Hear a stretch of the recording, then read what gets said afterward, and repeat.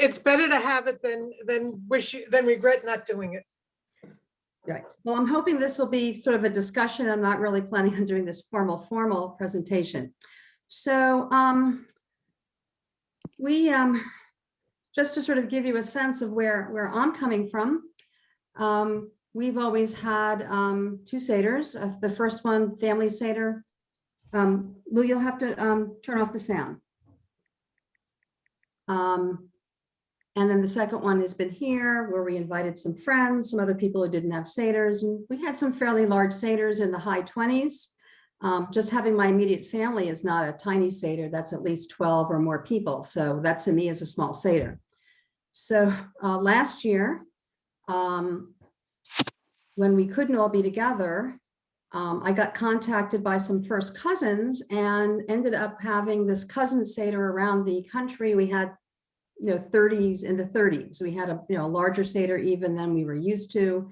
And I was just learning Zoom. And then we had a very tiny second Seder, still by Zoom, with my son and his wife. And I had never actually been at a Seder with there were just 4 people. I know that many people do that frequently, but it was like such a different experience. And so now, of course, we're coming at a second year of Passover in a pandemic.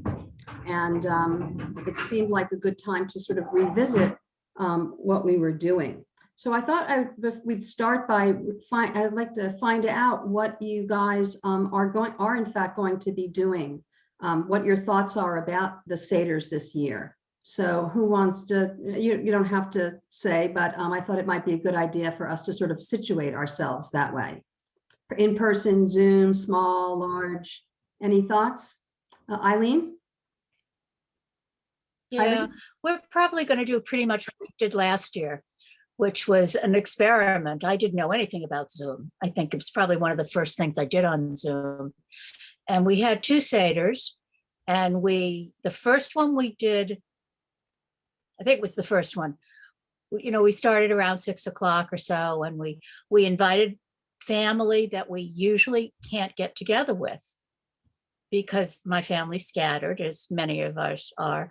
And the second Seder we did with some of the same people, but we actually did it at lunchtime because we wanted to include my daughter in France, and with this 5 or 6 hour time difference, depending on daylight savings time, starting at the traditional time was just too late.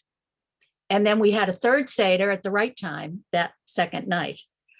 But I made a Haggadah that I distributed to everybody, because not everybody had the same thing. Some of them didn't have any. So I just photocopied a lot of different stuff, made a file, send it out. Assigned parts, that made a big difference, because with Zoom, it was much less awkward to have people knowing what to do. And I'll tell you, it was one of the best Seders, both of them, that we had ever been to, because we had everybody there. First time my kids had been at a family Seder with their uncles in, I can't tell you how long, probably since my parents died. And that's been a while. And wasn't as much cooking. So it was a lot easier in a lot of ways. And, we all ate together. I thought it was just going to be the ceremony and then we sign off, but we actually all ate together. And it was really I was so surprised. It was so positive an experience. And it'll be repeated this year. I hope it's as positive, because it won't be unique anymore. So interesting. So not all, but I would continue doing negative. Yeah. Anyone else want to share their experiences last year? Any thoughts about this year? Audrey? I'm just really excited because Nick and I will have been vaccinated, and the kids are going to come over, Josh's girlfriend. So it'll be 5 of us, but it's going to feel like a party. Yeah. It really will. My only, we usually do it very straight from the book, which we will do again. And if anyone has any interesting ideas about how they make their Seder more interesting. I'd be really interested in hearing that. Two, I don't know if This is what I'm hoping we're going to sort of to do. talk about together. Yeah. Mhm. Great. And I don't, I do want to spend some time on the year and on the pandemic and this really renewed sense of freedom. It's just the perfect holiday for me to be bringing back my family in one place for a celebration. It really is. It's the end of a plague. It's the beginning of freedom. It's just could not be more perfect. Okay. Anyone else want to share their thoughts either about last year or this year? I do. Go ahead, Andy. Okay, yes. So my parents have known this married couple for a long time. And so every year they have a Seder with a different theme. And there's a lot of parodies, like, Broadway shows and stuff like that. So they invited us to go last year on Zoom, and the theme was Oklahoma. So and there's some interesting history included with the parodies, the history of Oklahoma and stuff like that, Jewish people in Oklahoma, stuff like that. So we don't know what the theme is this year, but it's going to be very good again. So I'm looking forward to it this year on the second night. We'll be talking about themes in a little bit. Yes. Anyone else? I'll just share. Yeah, Fern? Well, only because this is going to be the first anniversary of my mom's death, Mm. which hit us last Passover. And between the pandemic and that, we did some literally last minute scurrying. I did last minute scurrying around because, both literally, my mom died the day before Passover. So it was really a big deal. So this year, similar to the Levins, it turns out that all my sisters and I and my brother-in-laws will have been vaccinated. So it is going to be, and I'm going to apologize to the Rubin family because they have been coming to my Passovers for how many years now? A lot of years. They're a part of my Passover family. Last year when we couldn't do it live, I did cook and drop off, actually, because I had cooked already, because I didn't expect my mother to have died. So I dropped off food at everyone's house who usually comes to our Passover. So everyone had Passover, at least the cooking. So I'm going to be kind of doing a little bit the same. I already promised the Rubins, what should I make for you guys? What do you think?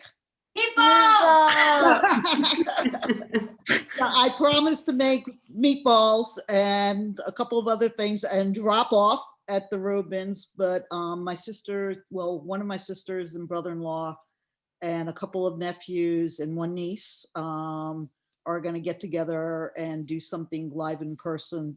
And we just made that decision literally yesterday, but we're only going to do one Seder and not two, just to not tempt fate and have two. So we're going to do one, and actually there'll only be one person in this house who will not have antibodies, either because they chose to through the vaccine or because they didn't choose to because they had COVID. So we're feeling pretty safe for this very, very small group. Okay. That, by the way, your comment about your mom really resonates with me. It's been many more years, but my mom died right before Passover. And I remember the first Seders, the first year when we celebrated and she wasn't there. And it is, I think family holidays and such do that, when you're faced with not having someone there who's always been there. So thank you for sharing that.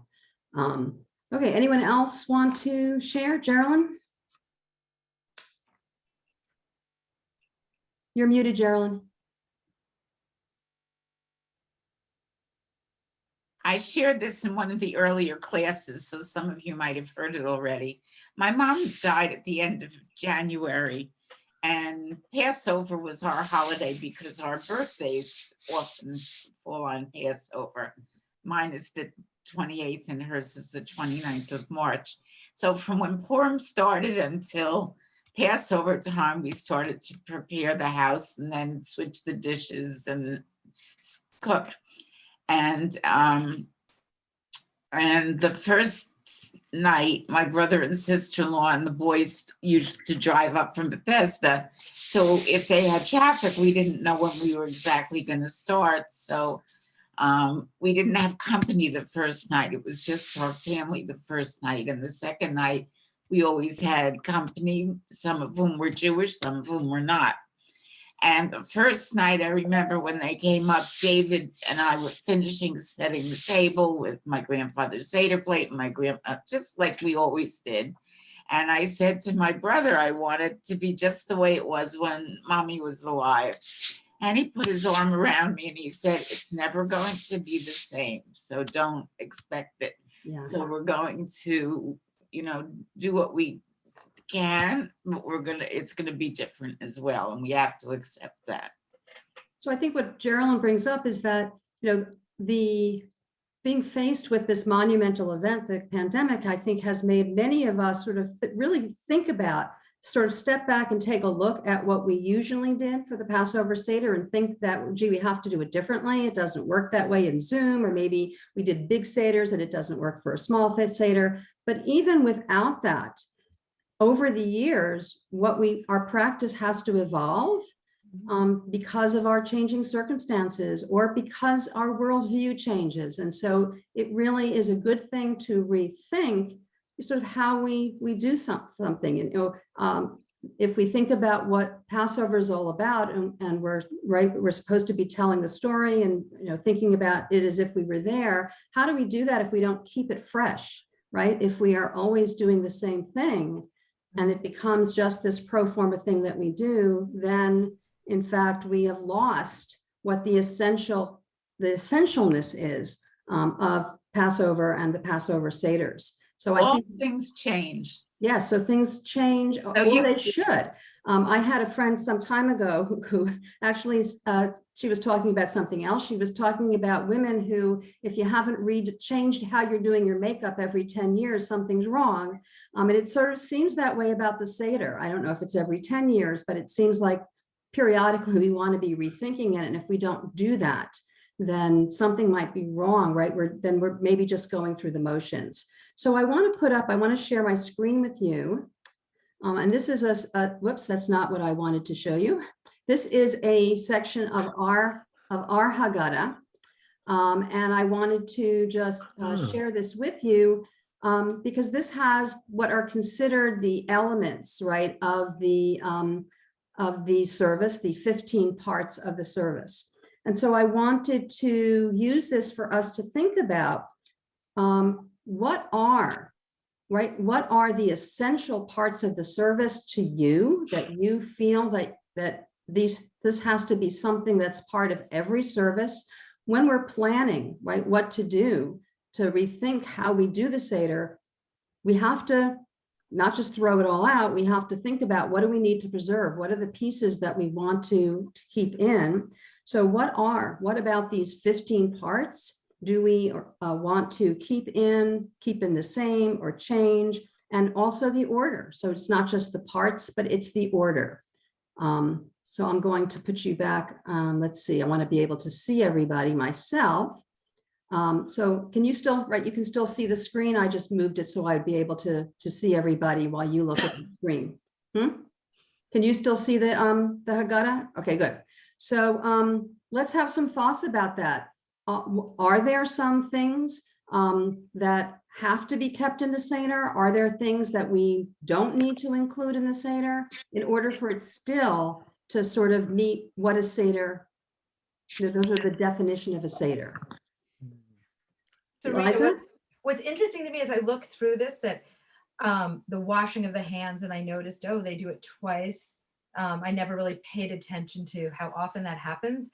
But in a world of a pandemic, sort of what does it mean to wash our hands? And suddenly that, for the very first time, has a very profound sense of how important cleanliness is to our health. And it sort of seemed like something that was so foreign to me and from such a distant time, and how interestingly that part of the Seder that I would have been like, oh yeah, get rid of the washing of the hands. So something that seemed a trivial part of the Seder has now assumed really great importance and maybe becomes one of the essential components. Anyone else have some thoughts about what are the essential components? Lynn? For those of you who are at the poetry workshop, this will not be a surprise, but the songs always seem so important, but I don't know any. And so I always feel this big like hole when I get to that point. And sometimes we're at a Seder where people know songs and it's awesome, but we sometimes have Seders in our house.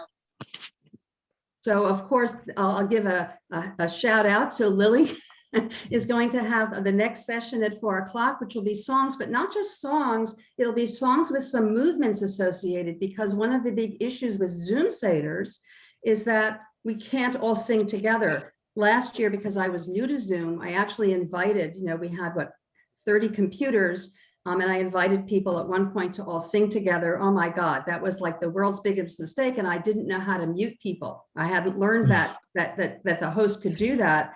And so what do? You can see your mouths moving, but maybe having some kind of movements means that we can actually do it together, right? Because I think, Lynn, it's not just singing, it's not a concert, it is actually singing together. And so that is perhaps something that is hard to preserve if you're doing it in Zoom, but yet is an important part of the Seder. My younger brother, absolutely, for him, I think that is one of the key elements of the Seder, and he wasn't happy at the thought that we might not do that. Other thoughts about essentialness, David?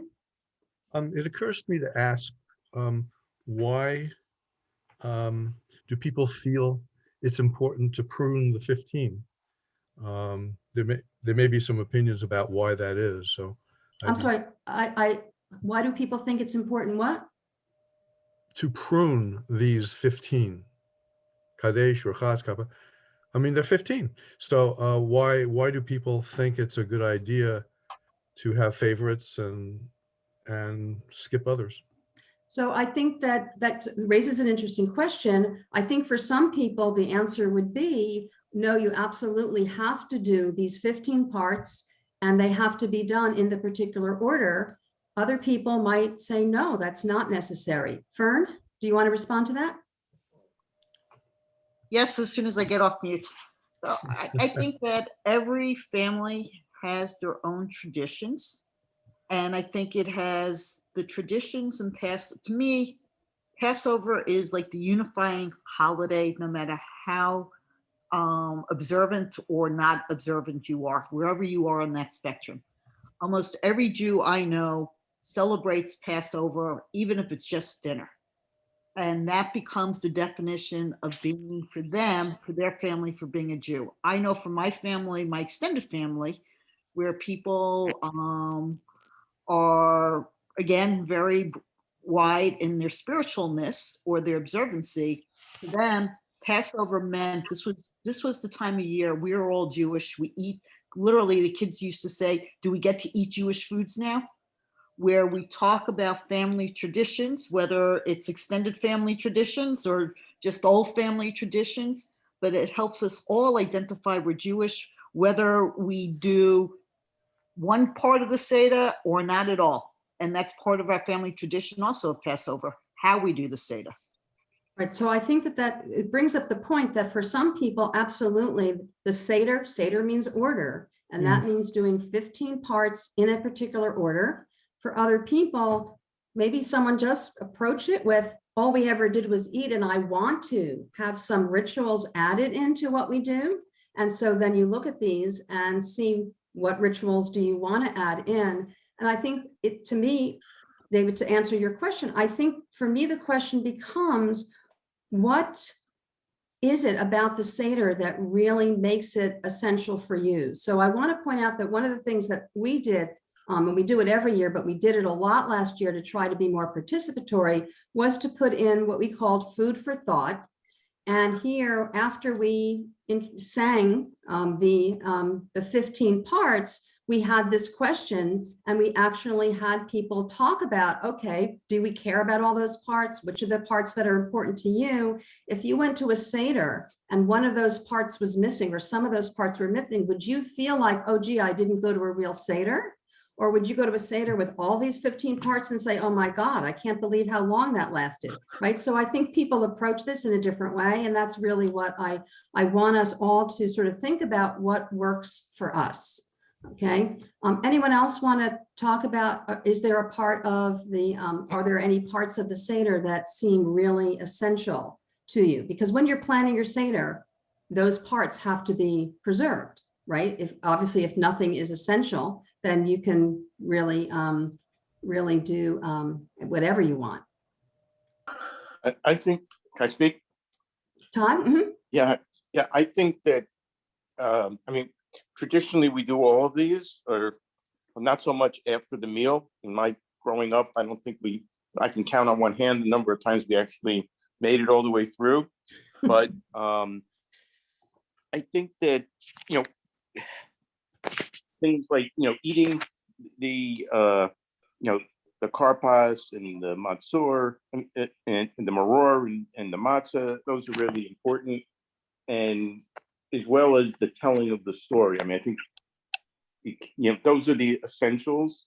The kiddush also. And I think it varies also how much of this you can do depending on who's at your Seder. So, there was a time where it was just, it was the older generation and we were younger adults and there were no children. And then, I mean, of course, that's long after we were actually children, and then now we've gotten to the point where we have little ones again. So we have to, prune, so to speak, or shorten what we do, because even if we were together, you can't keep little one's attention for all that long. And with the Zoom, same, perhaps it's even, everybody sort of knows 45 minutes of Zoom is about what most people can take. So, I think you have to probably pick and choose some things, or shorten them. And I guess our telling of the story is probably, is one area where you can get some essentials in, and shorten it a little bit. We've in the past have used, acting out the story. That was more when we were all together. I don't know how that would work on Zoom.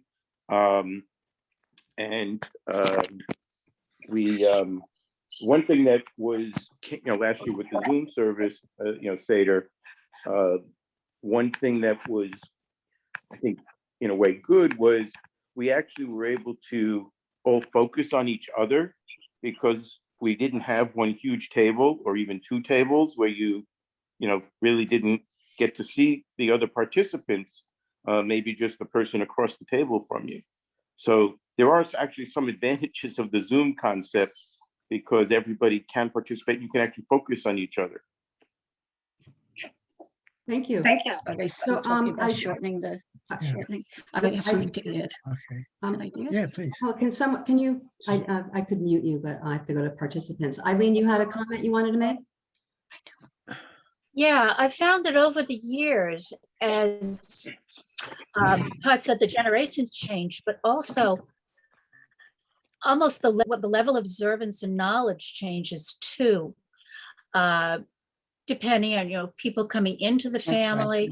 Yeah. And a lot of the steps kind of lost their maybe their ritualistic importance, but what they did was to the three siblings, my two brothers and I, we found that they became vehicles for memory.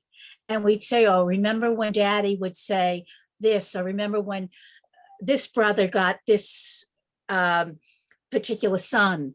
And it became a part of the telling, but a family telling, as opposed to the Passover storytelling.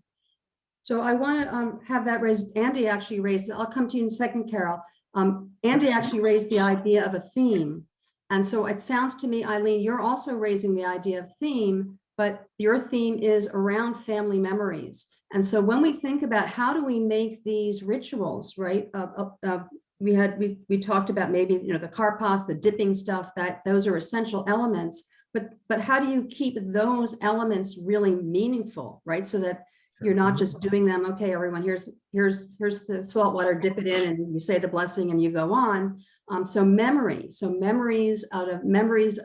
of Pesach's past, can I call that, might be one theme that we can use as an organizing principle. So so I started out by saying one thing we have to think about are what are the elements that we want to make sure we include in our Seder. That's something that we need to think about, but also think about the theme, right?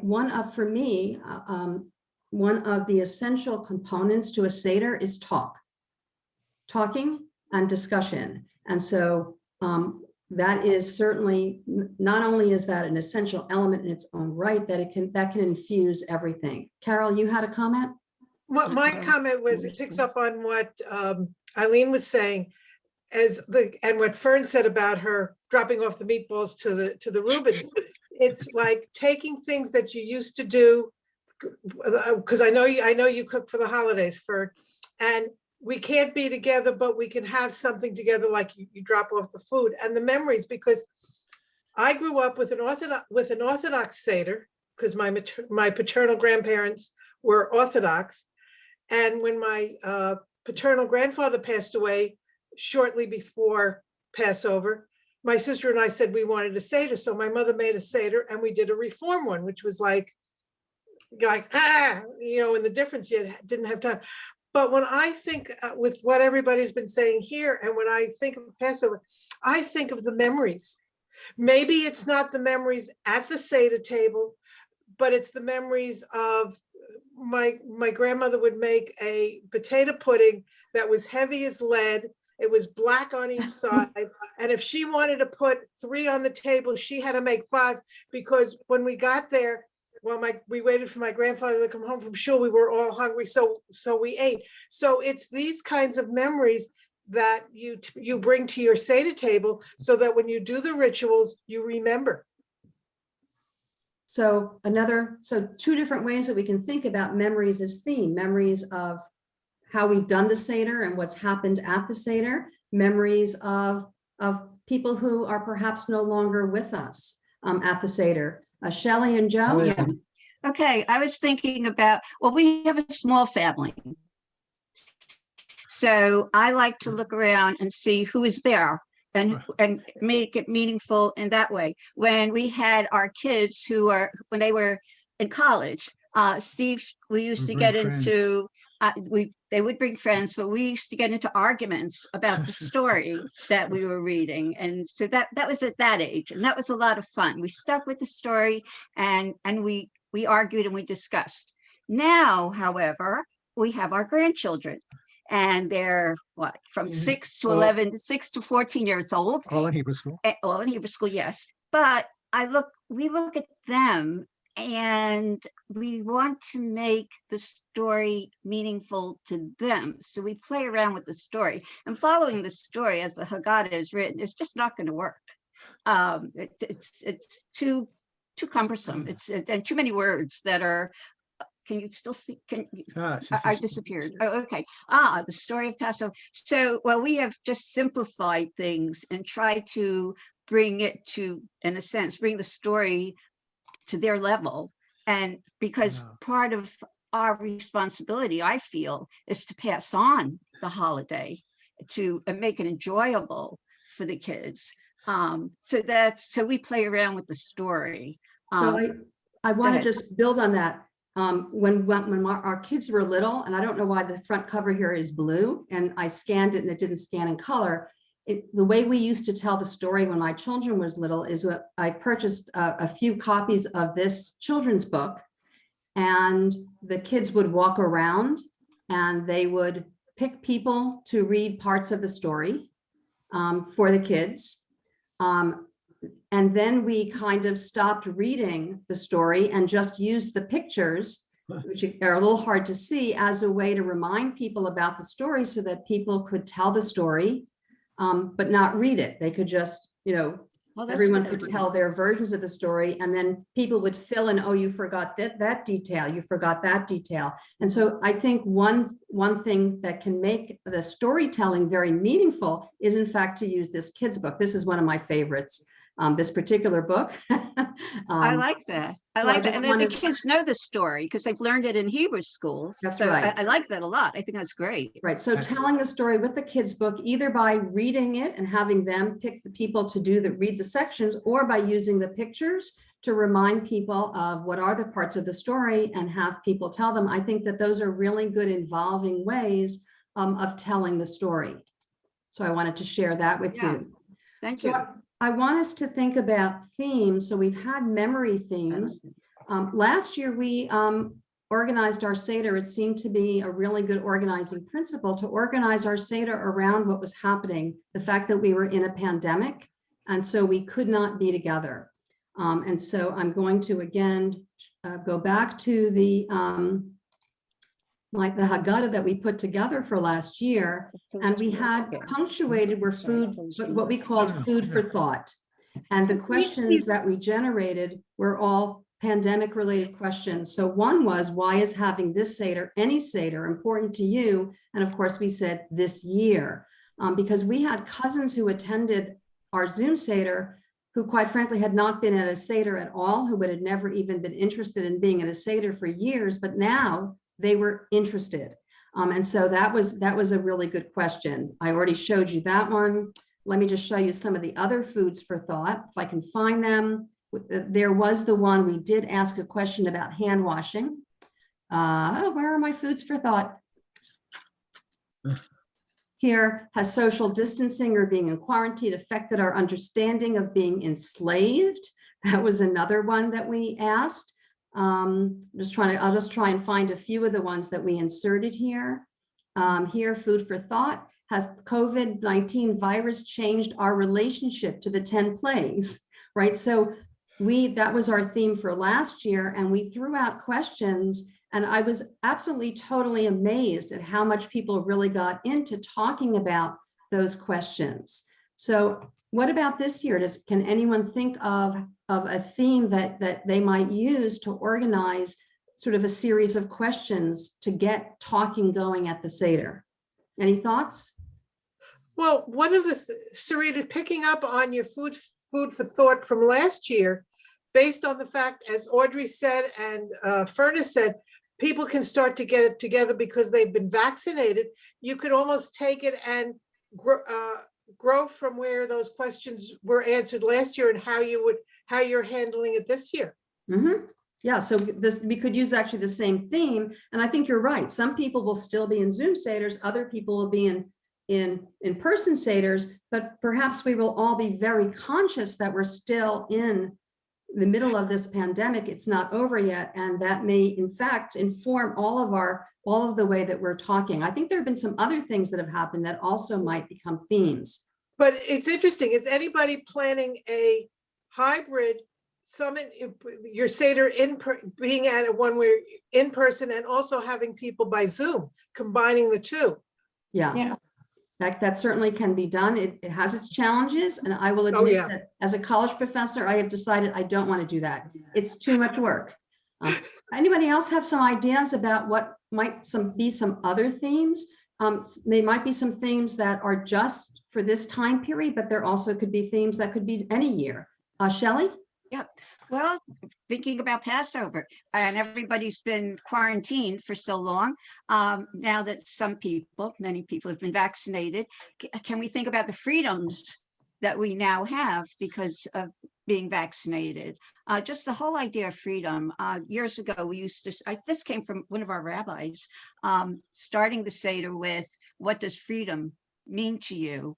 And I think we could get a lot more thoughts from people now that they've been through quarantine. What is it going to mean now that you've been vaccinated? What kind of freedom are you looking forward towards?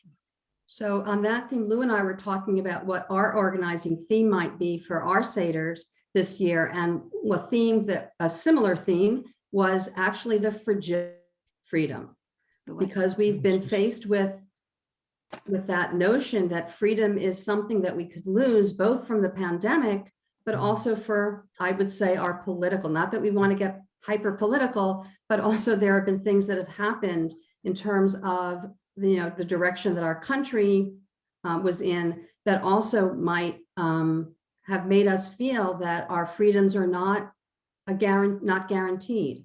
So I think, yes, revisiting what we mean by freedom, I think, is a really good theme that we could ask lots of questions, and it's so pertinent to the Seders. Anyone else have ideas for themes?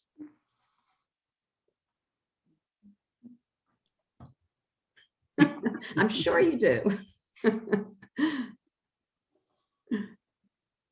I mean, I really have to just say that it says it for me perfectly, the theme of freedom. I don't have it. I mean, it's in the story. It's what the story is, and it's what we're starting to experience after this horrendous period of it. And as I said, Passover is the holiday that most reflects what we've been through, I think. I don't know that there's much more to add to this. It's interesting how you can go back in history, be it Jewish history or history in general, but going back in Jewish history and tie the history to what's going on currently. And it's especially hits me in the face with Passover. Yeah. So on that note, I'll throw out some other possible ideas. I mean, certainly this is not something that might just be a theme for now, but I think we have become very much more aware of hunger in our country and around the world. And in fact, I think it might be the American Jewish World Service has a Haggadah that's organized, I think, around hunger. There's a highest, what is highest? Hebrew Immigrant Aid Society. It's highest. Not. I always think of it as HAIS, but it's HIAS. They have a Haggadah that's organized around immigration and refugees. I mean, there's incredible. People are losing their homes, and that's a different kind of lack of freedom, right? So I think that there are many, I think, people who think about these kind of big social issues in our country and around the world. And use those as organizing principles to motivate our thoughts. And I think it's not a totally separate thing, because I think it makes us really think about what freedom is to us versus what's going on in the world. So I think another way that we can think about and reimagine our Seders is to think about those issues and to set up and think about what are questions that we can throw out. How do we get people talking about things? So that's another thing that we can think about. We talked a little bit, but then we talked already about it. One of the things I want to talk about is how you tell the story.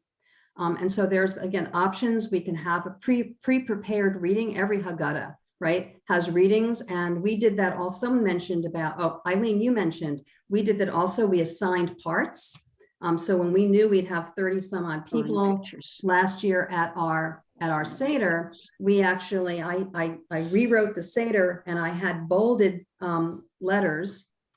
I had bolded areas so that people would know where each section ended. So here you can see that's what this looks like. And so then I sent out the Haggadah, and I think that's a really important thing to do. Particularly if you're doing it on Zoom, but even for in-person Seders, it's kind of nice if everyone has the same Haggadah. Although again, in terms of reimagining, I know people who deliberately have everybody have a different Haggadah, right? Because then everyone has to sort of really think about, oh, gee, mine says this, yours says that. Why do they say different things? But I did this, and we did the first Seder. We did readings with people having assigned readings. The second night, however, when we just had the Seder with my son and his wife, we dispensed with reading, and we all talked about the story. And so someone would start the story and somebody else would say, oh, didn't you leave that out? And they would say, wait a minute, I didn't think that was in the Haggadah, but yeah, that's a really important part of the story. So there's different, and I mentioned the picture book thing, which we're not doing now, but is a really great way to involve children. But you know what? It's also a good way for adults. Who says adults don't want pictures? So I think using pictures to trigger parts of the story. I had another thought also about the story, and this goes along with the fragility of freedom. One of the interesting things to me, there are all kinds of debates about where you start the story, right? Do you start it with creation? Do you start it in Mitzrayim? Where do you start the story? With Abraham, wherever. But what about where the story ends, right? I mean, think about what, we end the story, we're freed from Israel, we celebrate and all that. But think about what happened after that, right? Then what did we do? Then we had a golden calf. Then we started complaining because we didn't have the foods that we wanted. Talk about the fragility of freedom, or in some sense, the non-appreciation for freedom. Why don't we keep telling the story? Why do we end it? So that's another thing to think about as we tell the story and we reimagine the Seder, is maybe we shouldn't end the story. And then I like what Andy talked about, your parents' friends who even include modern history, right? If the theme was Oklahoma, maybe it's around the Broadway show, but you also talk about, the whole experience of Jews living in a place like Oklahoma where there weren't many Jews. And what did that mean for your Jewish identity and celebrating Passover and other holidays? I mean, that's another way. What about that story? So I think that there's a lot of ways that we can think about and reimagine telling the stories. So I want to stop talking. And again, I want to invite other people to make comments. Eileen? I just had a thought. It's something that I did when I often do when I teach, is take like famous artworks, whether painting, sculpture, object, and use those as triggers for, in this case, it would be parts of the Passover story. And there was different interpretations of the same scene. And particularly if you have a group that's not into the ritual so much, but into the conversation, it could be a really interesting and kind of fun way to do a Seder. Yeah.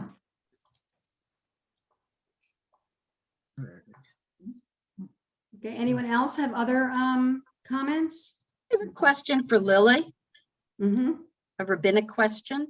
Like, how far afield do you think a person can or should go from the tradition? I mean, that's a very personal question, right? I mean, even Is it? I mean, some people would not think absolutely. it is. Okay. Well, I think that's the same kind of question that David raised before, is why would anybody want to do this pruning? But yeah, go ahead, Lily.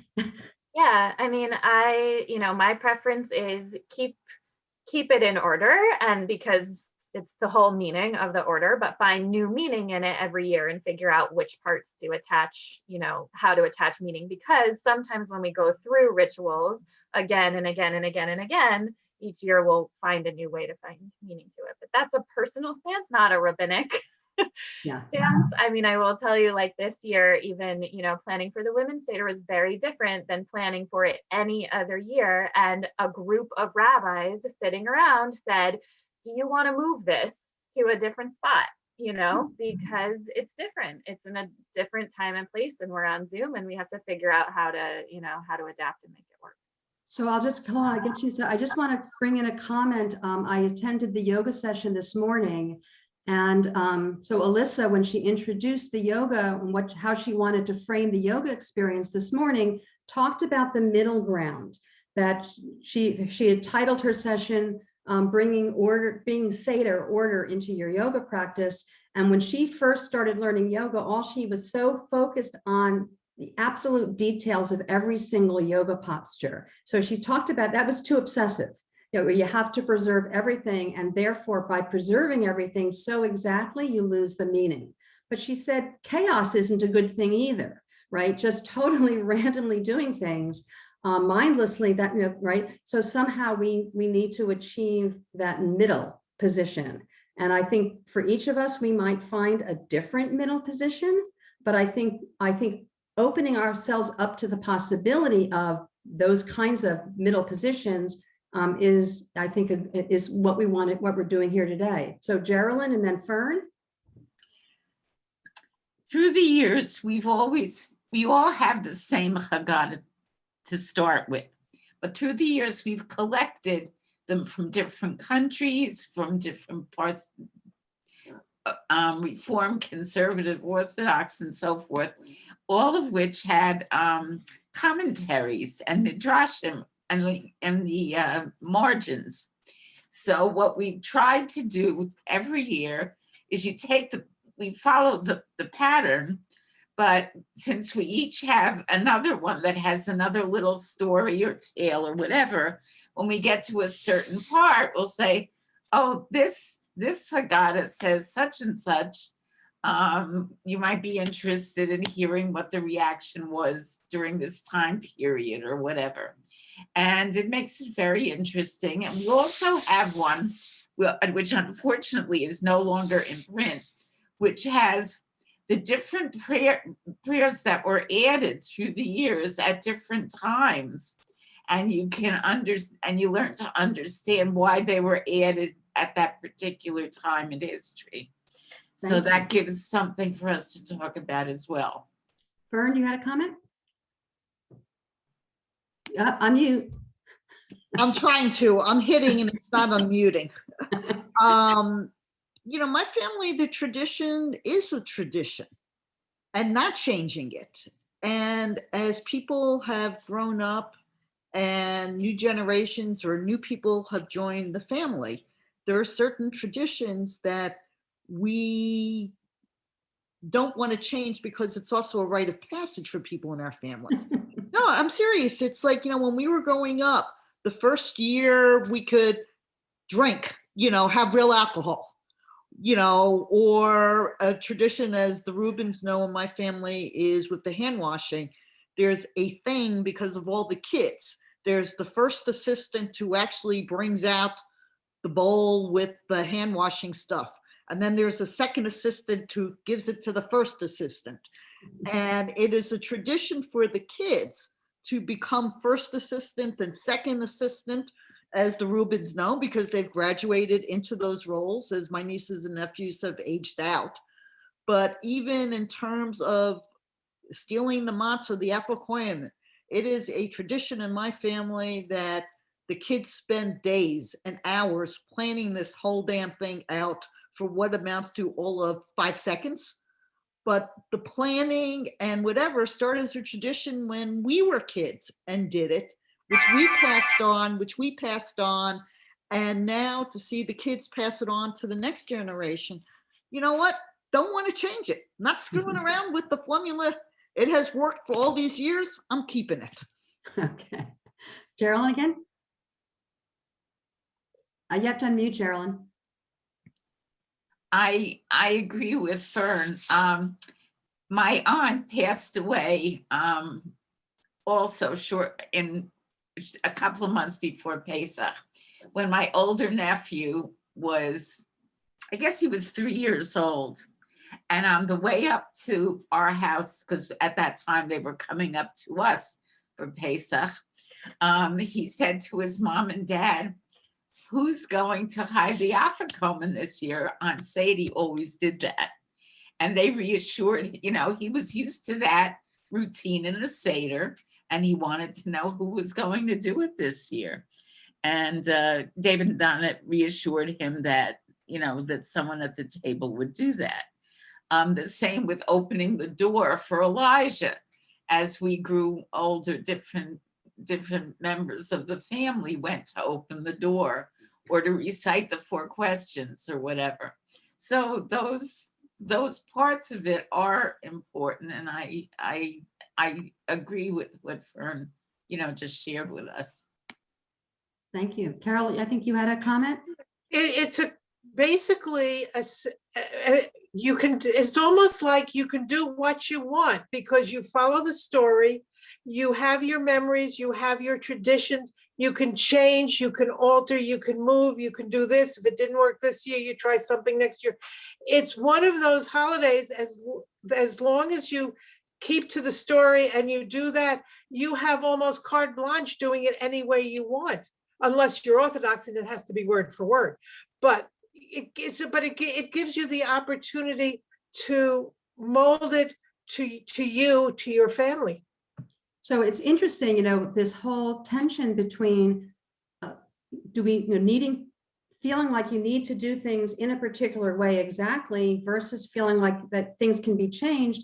And really over time, the rabbis, right, our rabbinic authorities have changed things. So I went to the rabbi's talk earlier today, and a really interesting factoid that I never knew before, I love the term factoid, was that initially when the dipping was all in the charoset and not salt water, and dipping in salt water was a change. It was a reconceptualization. And so in fact, it looks that even if you do preserve some of the overall order and pieces, it seems that there is room, as Carol was saying, there is room to make changes and to add your own interpretations. And so I think that, again, when we want to think about what makes a meaningful Seder for us, I think that some questions for us to ask is what are these pieces? What do those 15 pieces mean? Which of them really need to be there,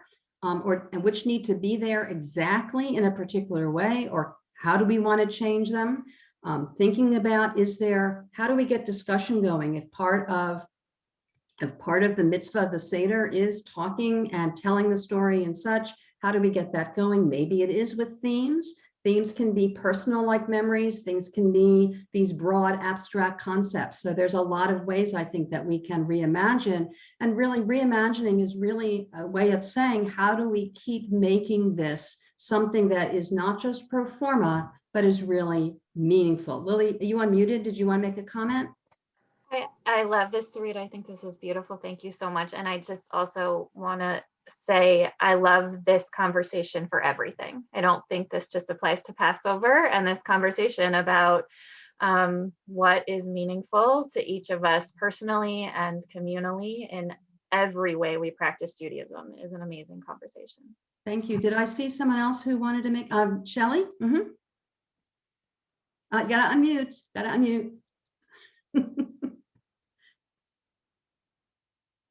Joe, are you the unmuter? You're falling down your job.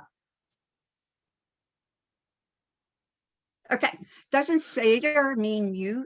Doesn't Seder mean you? I'm sorry. Seder does not mean you. That's what I did. Doesn't Seder mean order? Yes, it does. And my feeling is that we should follow the order, but we can play with each various parts to put in our own style into the order. But I think we should follow the order because that's what Seder means. And with each step, we always remind ourselves what this signifies. What is this a symbol of? Why are we dipping? Or our own style, or whatever. But I think the order is significant. Okay, well, I'm going to thank you all. This was a wonderful conversation. Thank you. And if you're looking for a session at 4 o'clock, Lily is going to be running a Singing is for Everyone session. So everyone have a very wonderful Pesach. We've still got what, 2.5, 3 weeks to prepare for it, and have a very meaningful Pesach. I just want to mention one more thing, that if you are looking for a Seder and you don't have a Seder for 1 or 2 nights, we do have this on go to the website. There is a survey you can fill out that for Seder matchmaking. If they're going to be only through Zoom, because we aren't going to start being vaccine police or anything, or antibody police. We want to keep everyone safe, but Eric is going to be working to make sure that everyone has a Seder to go to. So if you do need a Seder, please go to the website and sign up. And everyone have a meaningful Seder. Thank you all for attending. Thank you. Thank you. Thank you.